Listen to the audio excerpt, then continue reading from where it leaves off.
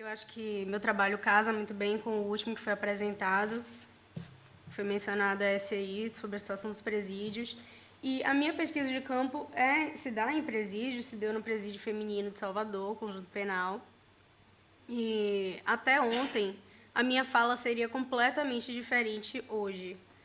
Por quê? Ontem eu falei da minha pesquisa de campo, falei de algumas histórias que eu constatei, algumas entrevistas, só deu tempo de falar de uma, porque o tempo não é muito longo, né?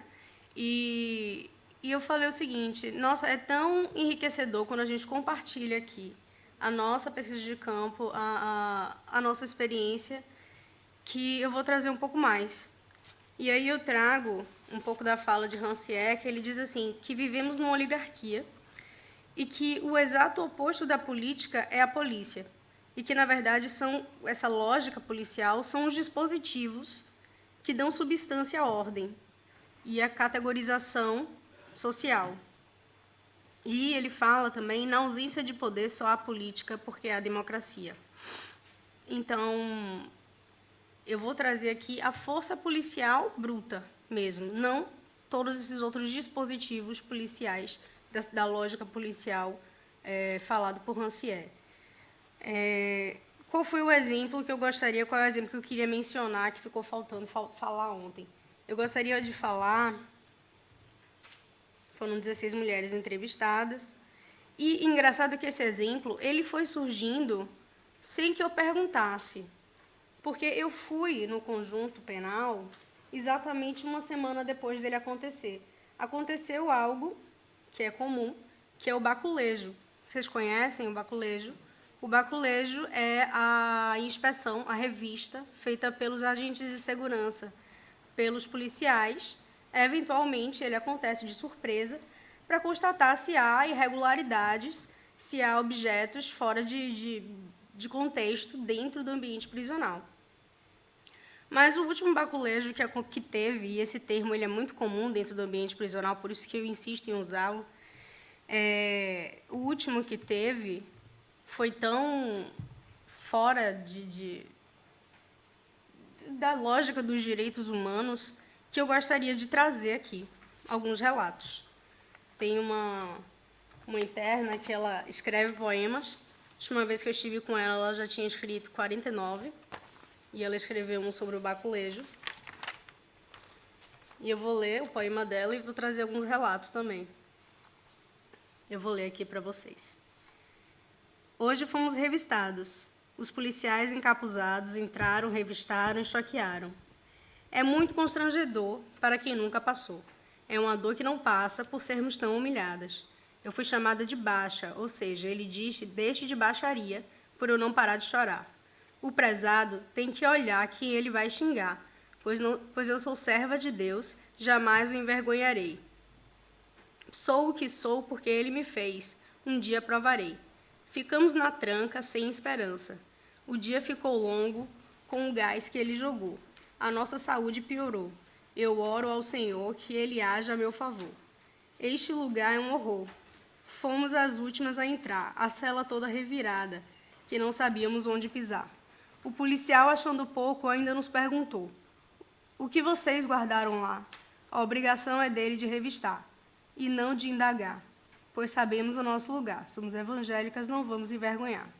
Bom, vou ler alguns relatos.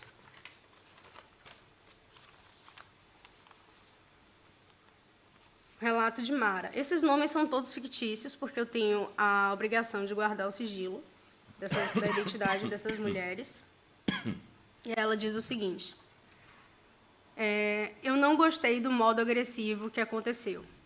Eu fiquei chateada, porque a menina fez cirurgia e ele, o policial, pegou e deu um choque dizendo que ia abrir a barriga dela. Teve gente que tentou até suicídio por conta disso. Ficaram nuas na galeria D, xingando a gente. Eu tenho 1 ano e pouco aqui, já passei por 3 baculejos, mas esse aí foi muito constrangedor. Foi muito humilhante. É preocupante. Tem uma menina que tomou murro no rosto. Relato de Anne. Bateram em uma interna com ferro. Pegaram uma moça que tem problemas e deram um choque. Isso tudo aconteceu às 5 da manhã.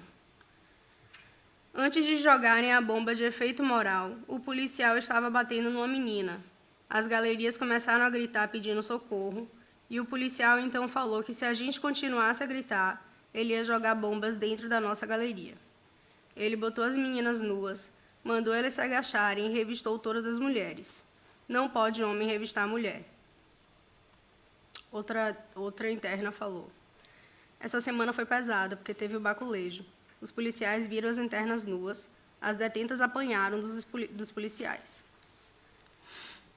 Outra disse o seguinte: acordei tremendo, essa no caso está grávida, e ela tem o péssimo hábito de se mutilar, sempre que ela tem a chance. Ela disse o seguinte: acordei tremendo de madrugada, por volta das 4 da manhã. Quando começou o baculejo, acordei tremendo quando começou o baculejo. No da tarde, jogaram uma bomba. Minha boca ficou roxa e eu desmaiei. Algumas meninas apanharam muito. Sangrei nessa noite por causa do susto. E outra disse: fiquei indignada com o baculejo que teve.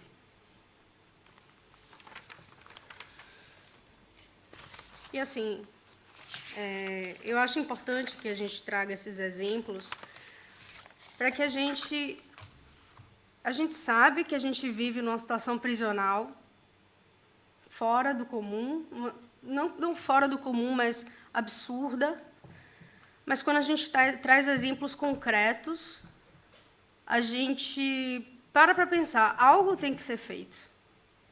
O Ministério Público, todas as autoridades, elas têm que se conscientizar de que essas coisas não podem continuar dessa forma. Se a punição é privação de liberdade, é privação de liberdade e ponto. Essas mulheres, ou os homens, no caso do presídio masculino, não podem passar por situações como essas, de desrespeito. Estamos numa conferência de direitos humanos. Então, eu quis muito trazer. Então, até eu acredito que eu não fugi tanto assim do meu tema, né? Porque eu acho que tudo perpassa pela democracia. Então, eu pergunto, indago ao final, se vivemos numa sociedade política ou policialesca. E é assim que eu encerro a minha fala.